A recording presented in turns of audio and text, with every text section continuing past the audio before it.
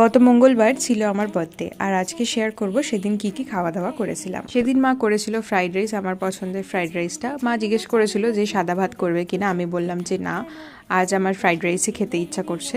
সাথে ছিল 5 রকমের ভাজা, আলু ভাজা, বিনস ভাজা, পটল ভাজা, পমফ্রেট মাছ ভাজা, আর মাকে বলেছিলাম কাঁকরোল ভাজা করতে। আমার একটু মিষ্টি মিষ্টি কাঁকরোল খেতে কিন্তু বেশ ভালো লাগে, আর আমি শুধুই খেয়ে নিই কাঁকরোল ভাজাটা। সাথে আমি বানিয়েছিলাম পমফ্রেট মাছের যে একটা ঝাল বানিয়েছিলাম। অ্যাকচুয়ালি আমি বানাতে গেছিলাম পমফ্রেট মাছের যে তাওয়া ফ্রাইটা হয় সেটা বানাতে গেছিলাম, কিন্তু আমার এক্সপেরিমেন্ট সাকসেসফুল হয়নি, তো আমি সেটাই একটা গ্রেভি করে বানিয়ে নিয়েছিলাম।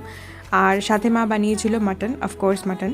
তার সাথে ছিল আমের চাটনি, 2 রকমের মিষ্টি আর দই। আর প্লেটটা সাজানোটা এত সুন্দর লাগছে দেখতে, আমি তো কন্টিনিউয়াসলি ফটো ভিডিওস করতেই থাকছিলাম। আর তোমাদের আরও একটা কথা বলি, আমি কিন্তু সব আইটেমস একদমই খাই। মিষ্টি আমি খুব একটা পছন্দ করি না, তো এখানে যা যা ঝাল আইটেমসগুলো রয়েছে সেগুলো শুধু খেয়ে নিয়েছিলাম।